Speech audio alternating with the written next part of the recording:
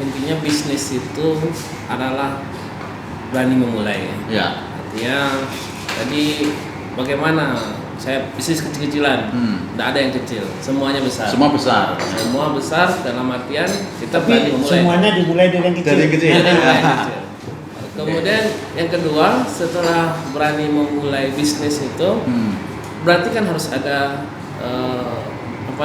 strategi yang harus dilakukan.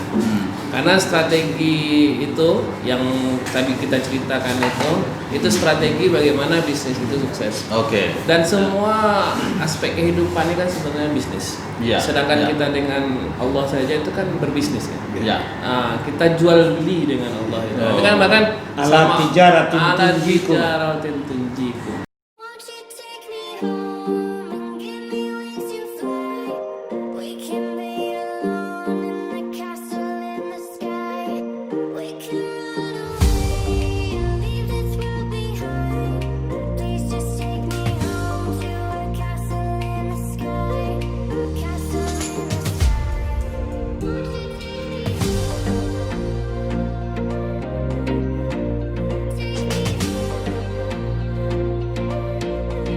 We can run away and leave this world behind. Please just take me home to a castle in the sky.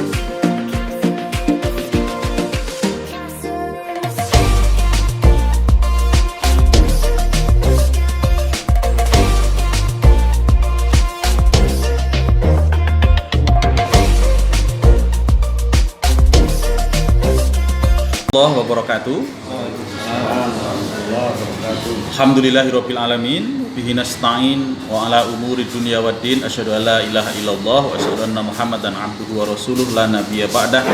Allahumma shalli wa sallim wa barik ala Muhammad wa ala alihi wa sahbihi ajmain. Para pemirsa sekalian yang ada di rumah, alhamdulillahirabbil alamin, bersyukur kita kehadirat Allah Subhanahu wa taala pada sore hari ini kita dapat menyelenggarakan satu acara yang luar biasa, refleksi dari COVID-19 yang kita beri nama dan kita perkenalkan nama forum ini adalah Ngobi, Ngobrol Bisnis di Selasa Sore. Yang acara ini diselenggarakan oleh Jaringan Saudagar Muhammadiyah bekerjasama dengan Dai Planner Riau. Alhamdulillah pada hari ini kita akan bersama-sama mengangkat satu tema yang sudah sangat akrab sekali sesungguhnya dalam kehidupan kita di era pandemi ini, yaitu adalah kreativitas bisnis di masa pandemi. Ini satu hal yang luar biasa, merupakan refleksi dari kita para pelaku bisnis di masa pandemi ini. Ternyata di antara para pelaku bisnis kita justru pandemi adalah sebuah momentum di mana mereka mendapatkan satu keberkahan, mendapatkan satu kreativitas baru untuk menjalankan bisnis. Dan sebelum kita lanjutkan diskusi, kita sampaikan juga bahwa diskusi ngobrol bisnis ini insya Allah akan kita selenggarakan secara berkala setiap pekan sekali, yaitu pada hari Selasa sore ba'da asar. Insya Allah ini kita tunggu partisipasi dari kawan-kawan semuanya untuk kita jadikan ruangan ngopi ini sebagai ruangan untuk kita semuanya memberikan dan mendapatkan pencerahan tentang bisnis di masa pandemi.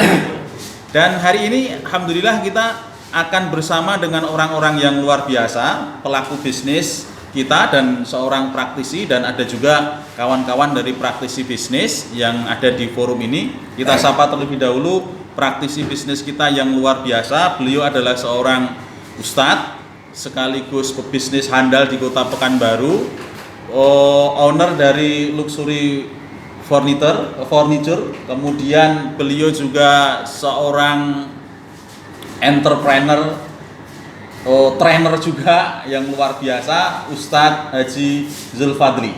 Selamat sore Ustadz. Selamat sore, Assalamualaikum warahmatullahi wabarakatuh. Waalaikumsalam warahmatullahi wabarakatuh. Ustadz nampaknya senyumnya menandakan bermakna Menarik magnet rezeki.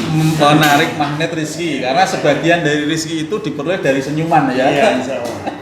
Dan di masa pandemi ini kita tetap harus menjaga senyum kita supaya energi kita selalu positif. Iya, insya Allah. Iya. Oke.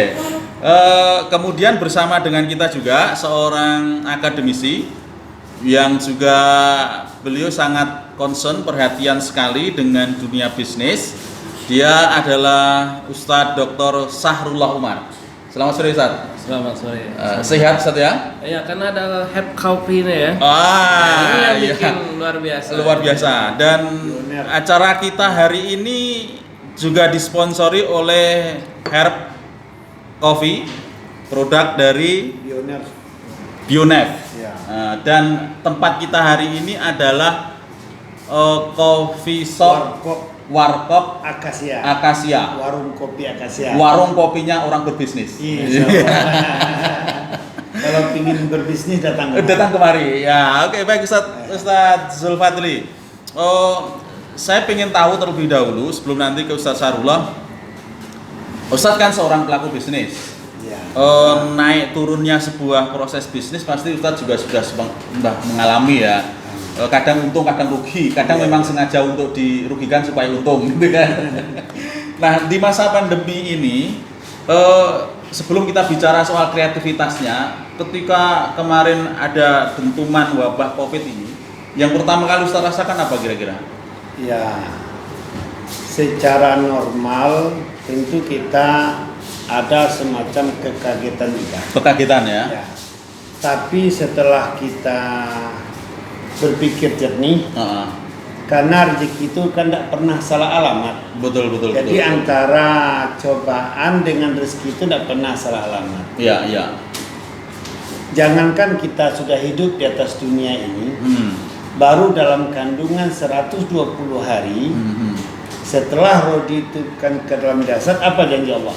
Bikat birizkihi wa ajalihi wa amali sakin wa sahih. Kami tetapkan rezekinya, ajalnya, pekerjaannya, serta buruk baiknya. Jadi ada apa tidak pandemi ini, rezeki ini tidak pernah salah alamat. Tidak pernah salah alamat ya? Pernah salah alamat. Cuma kadang-kadang kita tidak mampu dan tidak mau berpikir cepat dan menengok situasi perubahan ini. Sebenarnya ini dia menariknya ya. Kita memang jangan terpaku dengan yang sudah biasa kita lakukan. Oke, stop dulu Ustaz. Ini menarik ini kan. Kita mesti mampu merefleksi secara positif setiap persoalan yang datang pada kita. Gitu ya tadi ya. Mungkin garis besarnya seperti itu ya. Tapi kan tidak semua orang kemudian bisa mengambil sisi seperti itu ya, sisi positif seperti itu. Banyak orang yang ketika dia menghadapi sebuah persoalan kemudian dia kalut, dia galau. Nah, ini kita mau lihat dari perspektif seorang akademisi lah ya. Jadi kira-kira apa sih dinamika yang terjadi Ustaz ketika ada persoalan ini kok ada dua kecenderungan atau ada dua refleks ya. Refleks pertama refleks positif sehingga menimbulkan kreativitas, refleks kedua refleks putus asa sehingga dia menjadi orang yang patah itu. Gimana Ustaz kira-kira? Jadi kalau kita secara teori lah ya. Secara teori. Satu Zulfadli pakarnya adalah iya. Kalau secara teori orang banyak mengatakan di dalam sebuah kegagalan itu sebenarnya ada keberhasilan. Keberhasilan itu mungkin paling sederhananya lah tahun 98. Ya. 98 itu luar biasa bagi sebagian orang itu merupakan masa paling krisis di Indonesia. Betul ya. Tapi orang-orang tertentu dia malah mendapatkan keuntungan yang luar biasa. Sama saat ini juga. Kalau kita perhatikan saat ini bagi sebahagian usaha bisnis ini kolaps. Ya. Contoh namanya kita ambil sampel lah. Itu bisnis traveling, bisnis travel, bisnis mungkin perhotelan ini kolaps. Tapi bagi bagian bisnis yang lain ini keberuntungan yang luar biasa. Contoh mamanya ini jaringan, ini bisnis Telkomsel, media ya. Kemudian yang kedua bisnis makanan. Orang nggak bisa terlepas sekarang. Makan semakin banyak, pandemi semakin banyak orang membutuhkan karena dia ada di rumah ya. Ada di rumah. Kemudian bisnis yang lain-lainnya banyak sekali sebenarnya.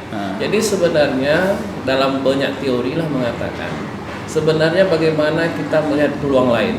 Ini saya melihat beberapa case yang ada, itu mereka kebanyakan ketika terjadi suatu musim pandemi atau musim tertentu, maka dia pandai mengesif atau mencari celah yang lain. Umpamanya, di dekadaan ini nggak sukses kita. Maka banyak orang-orang kawan di travel haji dan umroh itu dia beralih usaha, pindah usahanya. Apa yang mungkin ini dilakukan? Dan bahkan kadang-kadang yang usaha sambilan itu, karena namanya itu menjadi utama ya. Namanya sambilan, maka sambilan itu yang lebih bagus biasanya kan? Sembilan kan? Nah, angka tertinggi itu kan 9. Pintu rezeki ya. Jadi kalau sambilan itu kalau dibetul-betul kan menjadi 9. Oh, ini luar biasa. Angka tertinggi. Oke, baik Ustaz. Ini menarik ya. Sudah mulai terpola pikiran kita, dan ini mudah-mudahan bisa dicermati oleh para penonton semuanya, sehingga yang hari ini di rumah barangkali mulai ada terasa collab, mulai terasa tidak mampu melewati keadaan gitu ya. Ini bisa menjadi inspirasi. Nah, mungkin bisa diperkuat inspirasinya gini Ustaz, untuk Ustaz Zulfadli. Kan ketika ada pandemi ini, ada usaha yang dia bisa tetap survive. Karena mungkin pandemi ini kemudian tidak signifikan mempengaruhi usahanya.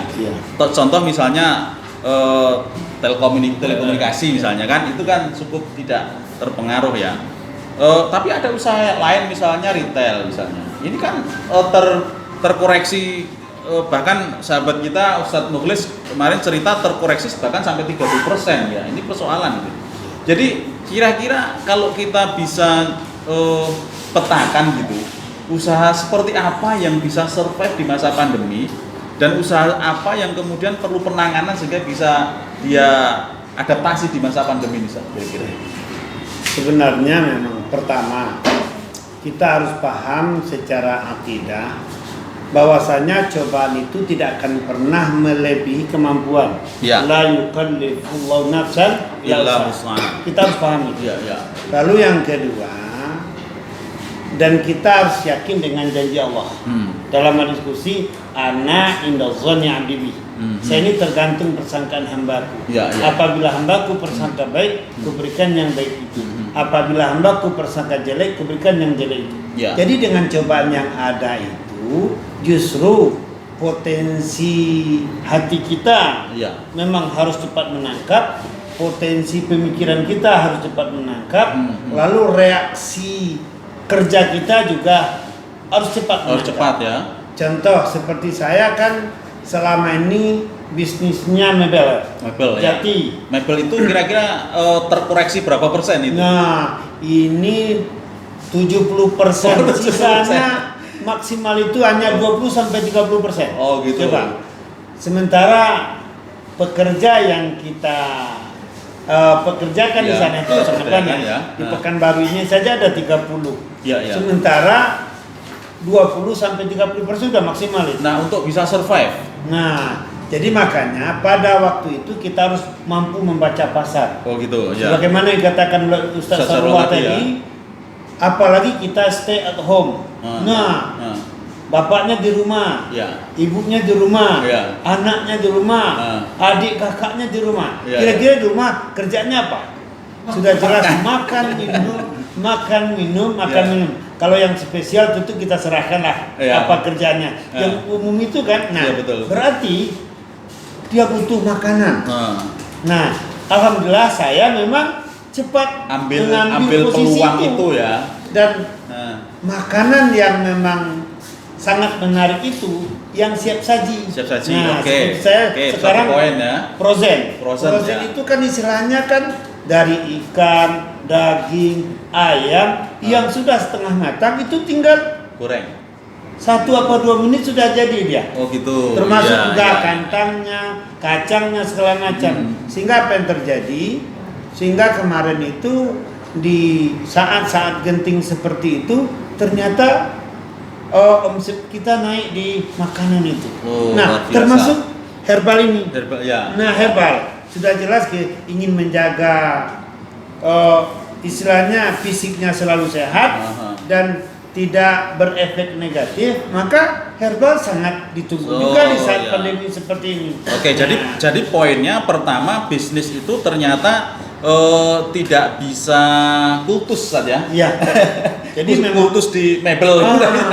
artinya harus mampu dia membaca pasar, keinginan pasar apa sekarang. Ya. Nah, Kita mesti pandai bersilat, melihat potensi dan kemudian mengambil peluang untuk mengatasi resiko ya. Karena membaca pasar itu Ustaz tidak perlu jauh-jauh, Ya. keluarga kita aja sampelnya. Oh gitu ya. Ustaz, kemarin di rumah, istri di rumah, anak di rumah, kira-kira begini apa? Udah, itu aja sampelnya sederhana. Oke, luar biasa ini para pemirsa sekalian. Ada satu tips yang luar biasa dari Ustaz Zulfadli. Ternyata belajar membaca peluang itu test case-nya tidak perlu jalan-jalan. Jauh, ya. Ternyata cukup kita melihat apa yang ada di rumah di sekitar kita. Dan itu menjadi peluang yang bisa direfleksikan ke bisnis yang lebih besar gitu ya. Misalnya kalau saya di rumah itu punya tanaman cabai gitu. Kenapa? Karena istri saya ketika mau ke pasar beli cabai ada kendala, ada social distancing. Ternyata bikin bibit cabai itu bisnis juga ya. Yang di apa ini di yang di polybag. Di polybag. Ini kan luar biasa ya kan. Itu ada sebagian kawan-kawan yang memang dia serius di bidang. Itu dia. Ada cabenya, ada bawangnya, ada tomatnya. Di samping dia memang mempersiapkan bibit-bibit jangka panjang, tapi bibit-bibit yang memang dalam waktu yang pendek ini menghasilkan mereka. Juga ternyata. Saya cemburu juga. Termasuk ternak lele. Ternak lele dalam ember. Iya. Ada teman kita itu di Simpang 3 itu hanya 3 ember, satu ember itu ternyata 30 ekor. Berarti luar biasa itu 30 ekor itu sudah sekitar berarti 3 ember 9 kilo coba. Ya, oke. Luar biasa Ustaz. Nah, jadi gini, saya ke Ustaz Sahrullah lah. Di masa pandemi ini selain kreativitas ternyata juga perlu media ya. Perlu media. Dan ternyata sekarang justru dengan adanya media yang dulu kita anggap ini menjadi benalu, media ini sekarang menjadi sebuah sarana dalam rangka kita untuk memperkuat bisnis kita gitu. Jadi gimana Ustadz, kira-kira peran media ini untuk mendukung bisnis di masa pandemi ini? Jadi kebanyakan teori ekonomi lah ya. Teori ekonomi itu mengatakan sukses suatu bisnis itu satu saja, jaringan ini nanti banyak terjemahannya, turunannya nanti. Makanya kita ada jaringan saudara Muhammadiyah.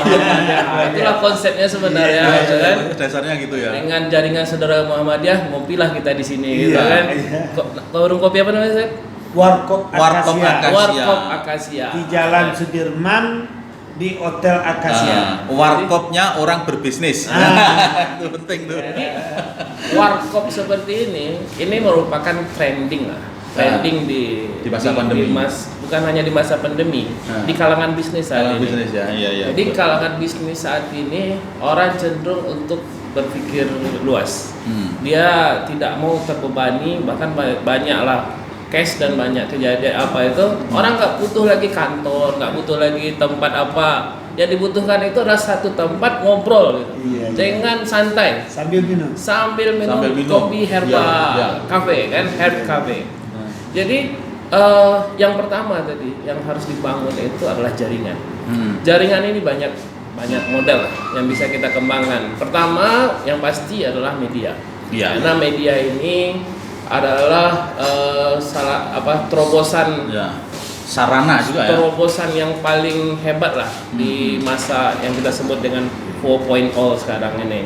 Karena dengan media yang kita sebut dengan startup namanya, ada yang macam-macam lah nama yang kita kenal dengan segala macam yang sifatnya sekarang yang merajai dunia ini adalah yang bisa merajai teknologi.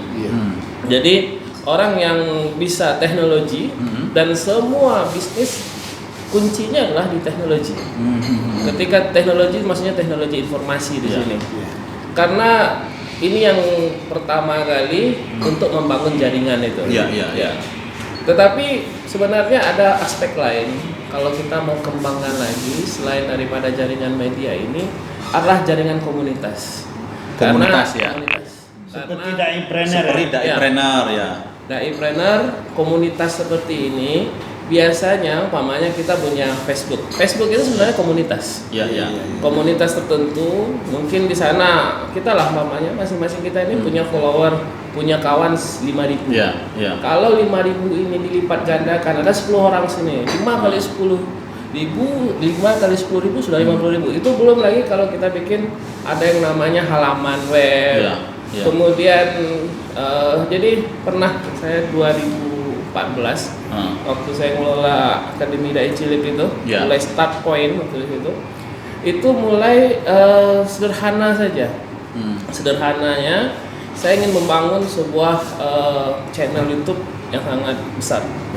Dalam beberapa minggu saja itu generate subscribe-nya, viewer dan subscribe-nya ya. Itu mungkin viewernya, subscribe itu lebih dari 3.000. Oh, dalam 1 minggu. Dalam mungkin tidak sampai 2 bulan lah, Oh, 2 gitu. bulan. Oh, luar biasa. Nah, metodenya pertama kita tahu siapa jaringan kita. Ya, ya. Yang di sekeliling kita siapa, yang kita mau hebatkan ini siapa. Ya. Contoh mamanya kita komunitas kita ini anak-anak. Ya. Nah, anak-anak pada waktu itu belum lagi familiar betul dengan handphone. Tetapi dengan media seperti itu sebentar saja bisa kita ini kan. Artinya pertama kita identifikasi dulu siapa jaringan kita. Artinya kesimpulannya ada 2 yang kemudian kita bisa jadikan sebagai media untuk kita bisa survive di dunia bisnis ya. Betul. Pertama jaringan. Dan yang kedua adalah media, teknologi. Yang sekarang kita teknologi 4.0 tentu ya semua sudah link kemana-mana ya. Itu pertama. Dan adalah yang menarik Ustaz. Yang menarik sekarang ibu-ibu rumah tangga ini barangkali bagian dari bentuk kreativitas ya. Yang biasanya ibu-ibu rumah tangga ini kan ngurusin soal domestik, ngurusin soal rumah tangga, masak dan seterusnya gitu. Dia tidak berbicara bisnis ya kan.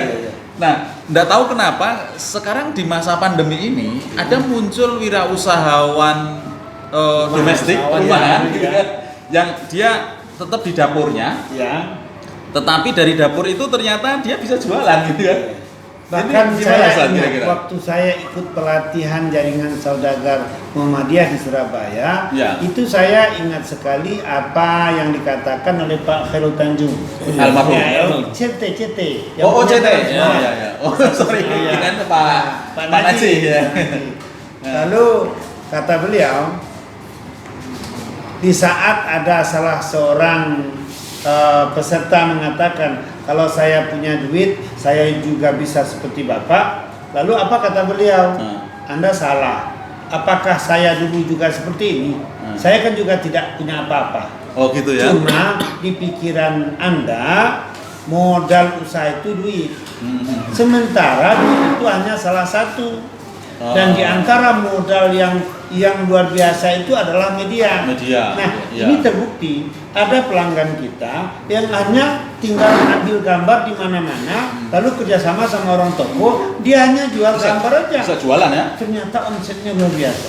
So. Bahkan salah satu adik saya itu, waktu barang saya, barang baju, tas segala macam bisa di tangan saya itu kurang laris, lalu saya serahkan kepada dia, lalu dia rumahnya masuk di dalam, jauh dari keramaian, tapi omsetnya ternyata luar biasa. Ternyata karena ini ya.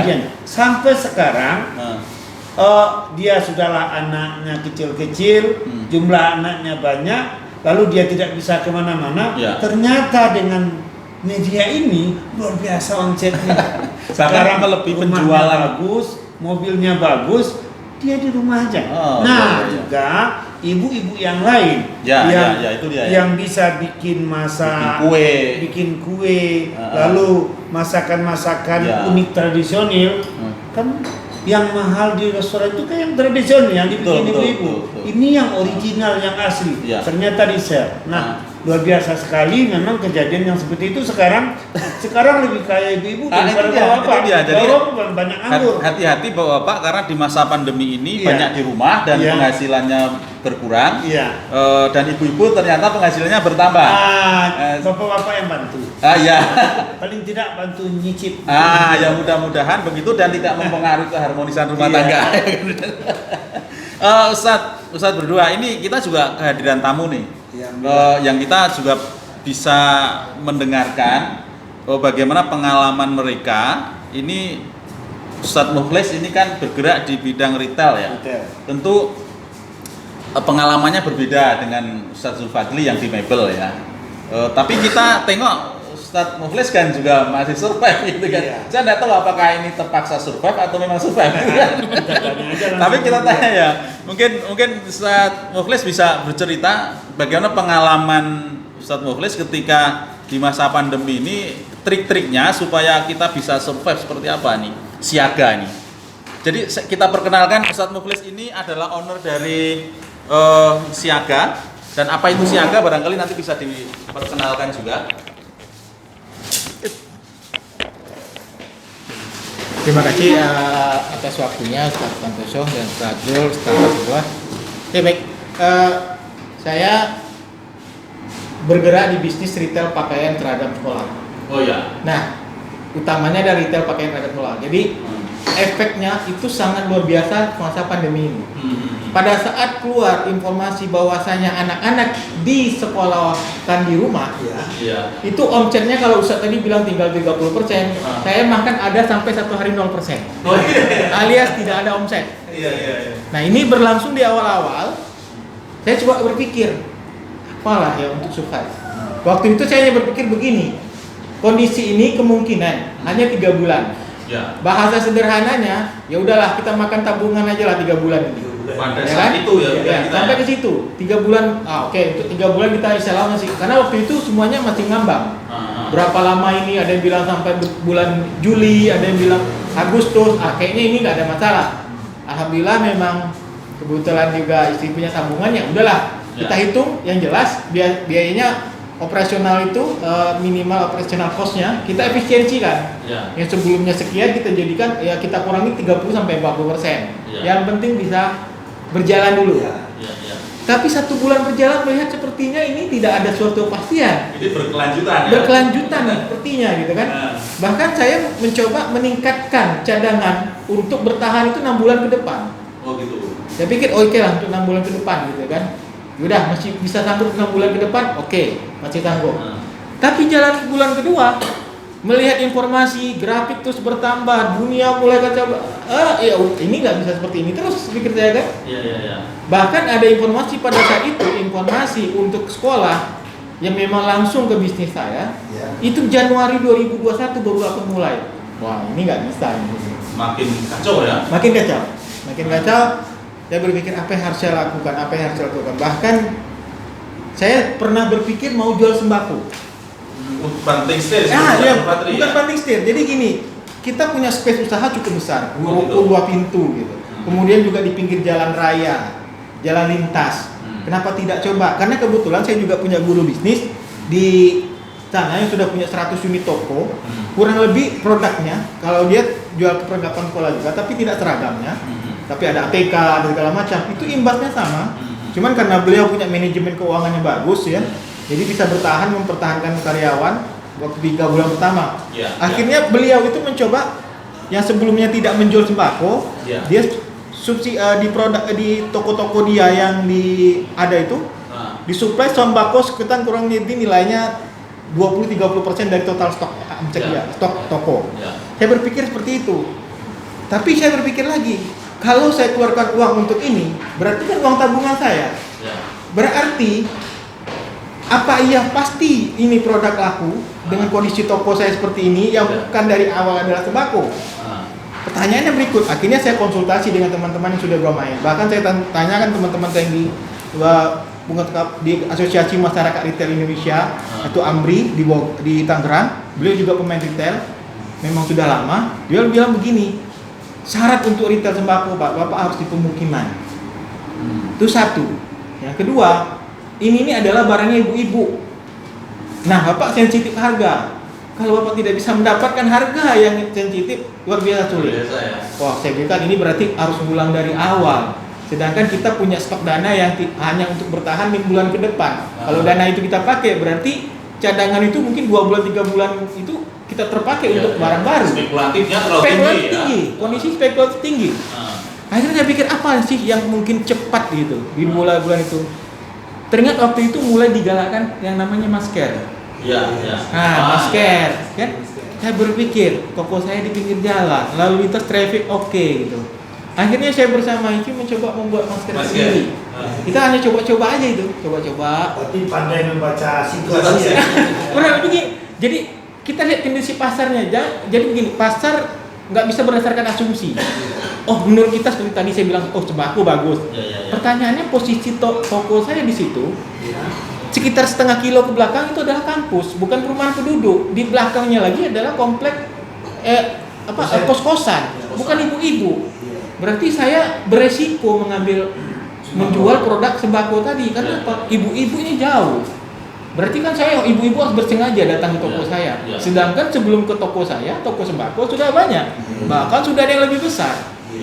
Nah, jadi ini perlu dipelajari. Nah, pada saat saya mulai dengan masker tadi, di sini gairah. Kenapa saya bilang gairah timbul? Waktu kami coba hari pertama jualan, kita taruh di pinggir jalan. Itu omset yang pernah sempat di angka 0, itu menambah omset 20%. Oh. Alhamdulillah langsung itu, oh ini nggak bisa ini. Berarti ini oke lah. Kita fokuskan sama istri, kita produksi, terus kita awalnya produksi sendiri. Tapi kelabakan, satu hari siap 30-40 piece, capek juga gitu kan. Akhirnya udahlah kita cari di grosiran kita itu. Sekarang apa yang terjadi? Untuk omset masker saja, ya itu sudah mendekati angka setengah omset biasa hari yang lain produk sebelumnya. Hanya masker aja. Masker saja. Nah sekarang saya tambah lagi produknya, mulai dari face shield dan sejenisnya. Pokoknya yang memang butuh sekarang gitu. Nah, strateginya memang selain saya masuk ke produksi yang dibutuhkan sekarang, yang sifatnya memang wajib gitu, apalagi dengan aturan-aturan dari regulasi baru, ya kan, orang keluar harus wajib pakai masker, pakai face shield, pakai segala macam. Ya, alhamdulillah, ya dengan variasi tadi. Satu lagi, kalau kita udah itu selama ini kan waktu di awal masker itu jualan mahal. Saya nggak berpikir gini. Intinya begini, ini sudah menjadi barang wajib. Kalau sudah menjadi barang wajib, gimana cara orang setiap hari bila perlu ganti masker? Iya, betul. Nah, yang awalnya masker itu harganya di atas 10.000, saya buat separuhnya.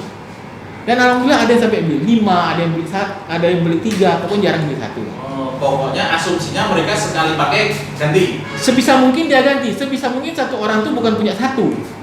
Minimal 5 gitu. Satu hari 1 kalau bisa. Karena kan butuh dicuci dengan segala macam. Bahkan saya mempelajari ada yang sampai teledor gitu. Dia mau keluar, apalagi kayak sekarang seperti masuk kampus di belakang saya itu wajib pakai masker. Lupa bawa masker. Kemana dia cari? Oh, tempat saya ada buka. Ke bank harus pakai masker. Tempat saya ada sekitar 3 bank. Balik keluar pagi-pagi mereka cari masker. Oh gitu ya. Alhamdulillah. Jadi apa ya, dalam kondisi ini selain kita juga ukur kemampuan, pada saat istilah katanya kalau dari guru saya itu pivot namanya. Kita mencoba ke yang lain, kita juga mengkalkulasi kemampuan. Nah, terus berapa yang harus kita investasikan? Karena ini kondisi yang extraordinary, yang kita tidak bisa memprediksi bagaimana ke depannya. Intinya jangan sampai kebutuhan pokok kita menjadi kolek gara-gara. Mungkin ada yang terlanjur, coba ini bisnis, ini bagus. Jangan berdasarkan kita lihat kondisi di sekitar kita. Berarti bisnis itu mesti berbasis pada Data dan kondisi real sekitar kita. Karena kalau kita bicara misalnya seperti saya di sekitar kampus UIR, mungkin kalau saya di perumahan, mungkin masker juga belum tentu Belum tentu laku ya. Laku, mungkin tidak sekencang di sana. Kenapa? Di sana ada faktor kewajiban masuk pakai masker. Ya, masuk kampus wajib pakai masker. Terus juga sekitar situ perbankan yang juga wajib semua pakai masker. Nah, jadi itu harus betul-betul dipelajari. Kalau sebelum pandemi, mungkin kita mengambil keputusan 2-3 kali pelajari, dia ini bila perlu berkali-kali. Bahkan kita menghitung resiko terburuknya. Kalau gagal lagi yang kita ambil ini, berarti saya masih bisa hidup untuk 3 bulan ke depan. Luar biasa pengalaman Ustaz Mukhlis ini ya. Jadi ada sebuah konsep yang menarik dari Ustaz Mukhlis ini, bahwa selain kita menguasai teknologi, kita harus reaksi cepat, kita juga harus punya data ya dalam bisnis ini. Perhitungan kita juga harus benar-benar kuat gitu ya. Walaupun jangan terlalu banyak perhitungan kan, kalau terlalu banyak perhitungan juga itu menjadi sebuah perlambatan percepatan bisnis juga saya pikir kan. Kemudian Ustaz sekalian ini ada juga WA nih yang mungkin bisa kita jawab bersama-sama. Jadi Ustaz, saya ada bisnis kecil-kecilan, tapi ini saya belum berpengalaman. Kira-kira bisa enggak kita dibimbing untuk bisnis di masa pandemi ini supaya kita bisa berkembang? Ini menarik Ustaz. Jadi ada respon nih dari kawan-kawan nih, nampaknya mereka orang-orang yang baru memulai bisnis dan ya tentu perlu bimbingan dan seterusnya. Ini kira-kira gimana Ustaz? Memang dengan senang hati, karena itu yang kita harapkan. Oh begitu. Kenapa? Ya? Kenapa bisnis? 10 pintu rezeki, 9-nya apa? Dunia bisnis. Dunia bisnis, ya. Dan Rasul itu mencontohkan sebagai pebisnis. Oke, 10 luar biasa. sahabat yang dijamin masuk surga, itu 9-nya kaya raya, 1 yang kaya. Oke, ya. Berarti Itu kunci ya. ya, dengan berbisnis ini memang kita tidak salah pilih, justru pilihan tepat. Kalau boleh saya bilang, bisnis ini adalah sunnah Rasul loh ya. Iya, sunnah Rasul. Makanya saya kaget waktu saya tanya ke Pak Khairul Tanjung, kenapa mayoritas umat Islam di Indonesia lebih banyak miskin daripada kaya. Salah satu jawabannya tahu enggak? Dia sunnahnya salat, puasa, haji, tapi kenapa bisnis kok tidak sunnah katanya. Saya kaget. Rasul itu kan berbisnis. Lalu di mana rahasia Rasul itu memang berbisnis itu kok bisa luar biasa, sahabat juga luar biasa. Nah, itu kita pelajari di situ ya. Contoh, Rasul itu memberikan pelayanan yang adil kepada semua orang. Jadi pelayanan terbaik. Ya. Yang kedua, memang sangat terkenal dengan al-amin, kejujurannya. Dia bisa dipercaya. Sehingga orang-orang betul percaya kepada beliau. Terus ketiga. Yang ketiga, dengan pelayanan maksimal, wajah cerah, service senyum excellent. manis. Ya. Istilahnya wajah cerah, senyum manis, sapaan menyenangkan. Mari Bu, mari Bapak, mari Bos, mari Pak Haji, belanja dulu. Saya pernah ketemu di pasar itu, siapa pegang berarti beli. Ini aja saja. Lalu selanjutnya memang belajar memang melakoni secara mendalam. Artinya jadi profesional. jangan iseng. Walaupun kita bertukar bisnis, cepat dipelajari apa sebenarnya keunggulan dan memang resiko dari bisnis itu. Jadi betul-betul mendalam. Ya. Lalu setelah itu biasakan kita memberikan kegembiraan, pelayanan seperti boleh jadi tempat duduk atau sekedar hanya minum minuman. aqua, orang merasa tersanjung. Oke. Lalu yang keenam, setiap orang yang berhubungan bisnis dengan kita, jangan lupakan dia.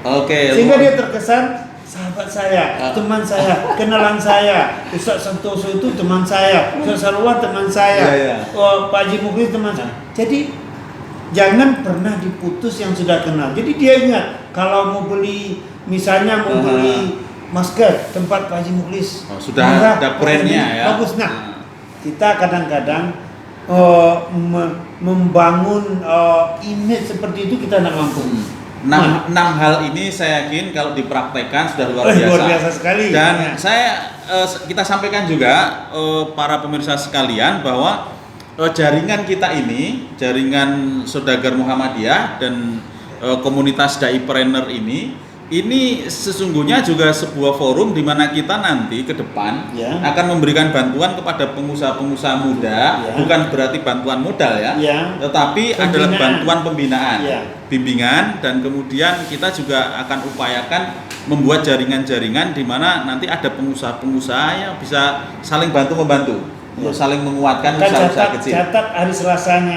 Maka catat dari Selasanya, setiap Selasa jam 4 sore jangan lupa stay tune terus di siapa saja boleh ikut di Ngopi. Iya. Dan di sini dan di kita Warkop tempatnya di Warkop Akasia. Acaranya adalah ngopi ngobrol bisnis di warkopnya orang berbisnis, ya kan? Insya Allah nanti akan kita selenggarakan setiap pekan sekali. Oke, saat ini nampaknya diskusi kita cukup menarik, tetapi supaya nanti menimbulkan kontinuitas. Ya. Jangan selesaikan hari ini. Iya, Ya iya, kan? iya. Kita lanjutkan di pekan berikutnya. Dan sebelum kita tutup, mungkin ada closing statement, beberapa kalimat dari Ustadz Sahrullah dan Ustadz Zulfati. Ustadz Sahrullah dulu barangkali. Oke. Intinya bisnis itu adalah berani memulai. Ya. Artinya tadi bagaimana saya bisnis kecil-kecilan, tidak ada yang kecil, semuanya besar. Semua besar. Semua besar dalam artian kita Tapi berani memulai. semuanya dimulai dari yang kecil. Dari yang kecil. Dari yang kecil. Kemudian yang kedua, setelah berani memulai bisnis itu, berarti kan harus ada strategi yang harus dilakukan. Karena strategi itu yang tadi kita ceritakan itu strategi bagaimana bisnis itu sukses. Oke. Dan semua aspek kehidupan ini kan sebenarnya bisnis. Iya, Sedangkan iya. kita dengan Allah saja itu kan berbisnis kan. Ya. Kita jual beli dengan Allah itu. Oh. Dengan bahkan Ala tijaratin tunjikum. tijaratin tunjikum. Jadi aspek kedua jangan lupa kita ada strategi.